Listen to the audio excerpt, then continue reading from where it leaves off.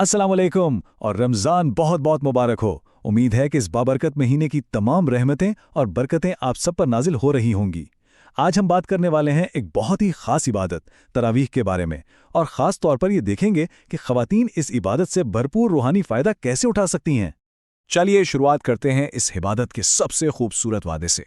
हदीस शरीफ में आता है कि जो कोई ईमान के साथ और सवाब की नीयत से तरावीह पढ़ता है ना, तो उसके पिछले तमाम गुनाह माफ़ कर दिए जाते हैं। सोचिए ज़रा, ये कितना बड़ा इनाम है, और यही बात इस नमाज की अहमियत को बिल्कुल वाज़ेह कर देती है। तो आखिर ये तरावीह है क्या चीज़? अगर बिल्कुल सादा अल्फाज में समझें तो ये वो ख़ास नफली नमाजें हैं जो रमज़ान की रातों में इशा की नमाज के बाद पढ़ी जाती हैं। और बड़ी दिलचस्प बात यह है कि लफ्ज़ तरावी का मतलब ही आराम करना है। क्यों? क्योंकि इसमें हर 4 रकत के बाद थोड़ा ठहरा जाता है, थोड़ा आराम किया जाता है। अच्छा, तो अब ज़रा इस नमाज की अहमियत को समझते हैं कि आखिर ये मुसलमानों के दिलों में इतनी ख़ास जगह क्यों रखती है। देखिए, इसकी सबसे बड़ी वजह यह है कि तरावी सुन्नत मुअक्कदा है, यानी ये कोई आम नफल नमाज नहीं, बल्कि ये हमारे नबी अकरम सल्लल्लाहु अलैहि वसल्लम का वो अमल है जिस पर बहुत जोर दिया गया है। आप सल्लल्लाहु अलैहि वसल्लम ने इसे बाकायदा जमात के साथ रोज़ाना इसलिए कायम नहीं फरमाया कि कहीं ये उम्मत पर फ़र्ज़ ही ना हो जाए, लेकिन बाद में सहाबाए कराम ने इस खूबसूरत सुन्नत को मिलकर ज़िंदा रखा। तो समझें कि ये सिर्फ एक नमाज नहीं, बल्कि रमज़ान की रूह का एक बहुत अहम हिस्सा है। ठीक है, तो अब जब हमने इसकी फजीलत तो जान ली, सवाल ये है कि उसे अदा कैसे किया जाए। चलिए अब इसके अमली पहलुओं पर बात करते हैं। और हाँ, एक सवाल जो शायद सबसे ज़्यादा पूछा जाता है, खासकर ख़वातीन की तरफ से, कि तरावीह घर पर पढ़ें या मस्जिद में, कौन सी जगह बेहतर है? देखें, इस मामले में रहनुमाई बिल्कुल वाज़ेह है। मस्जिद जाने की बिल्कुल इजाज़त है और वहाँ जमात में शामिल होने का अपना ही सवाब है। लेकिन ख़वातीन के लिए अपने घर के सुकून में तरावीह अदा करना ज़्यादा फजीलत वाला अमल समझा जाता है। अच्छा जी, अब बात करते हैं रकातों की तादाद की।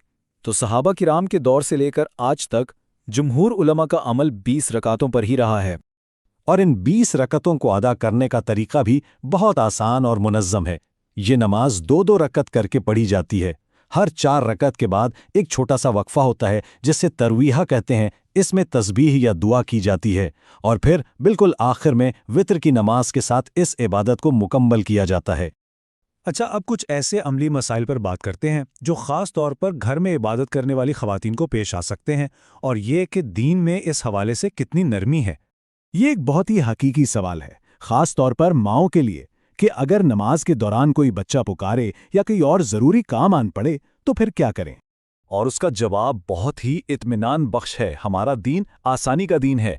अगर कोई बहुत ज़रूरी काम आ जाए तो आप नमाज में वक्फा ले सकती हैं। वो काम मुकम्मल करके वहीं से अपनी नमाज दोबारा शुरू कर सकती हैं। आपकी इबादत ज़ाया नहीं होगी, बिल्कुल भी नहीं। और एक और बहुत ज़रूरी बात जो हमेशा याद रखनी चाहिए, अल्लाह ताला नीयत को देखता है। अगर आपको कुरान की लंबी सूरतें याद नहीं है तो इसमें परेशान होने वाली कोई बात ही नहीं है। खुलूस नियत के साथ जितना कुरान याद है वही पढ़ना कहीं ज़्यादा कीमती है। असल चीज़ तो कोशिश और लगन है।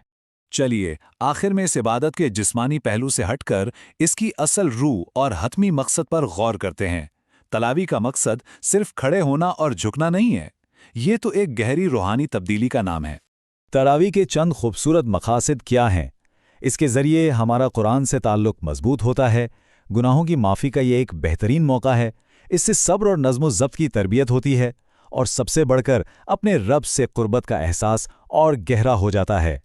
तो आखिर में ये सवाल हम सब के लिए है कि ये रोज़ाना की मश्क अगर खुलूस और समझ बूझ के साथ की जाए तो हमारे रमज़ान के तजुर्बे को किस कदर गहरा, किस कदर बामानी बना सकती है।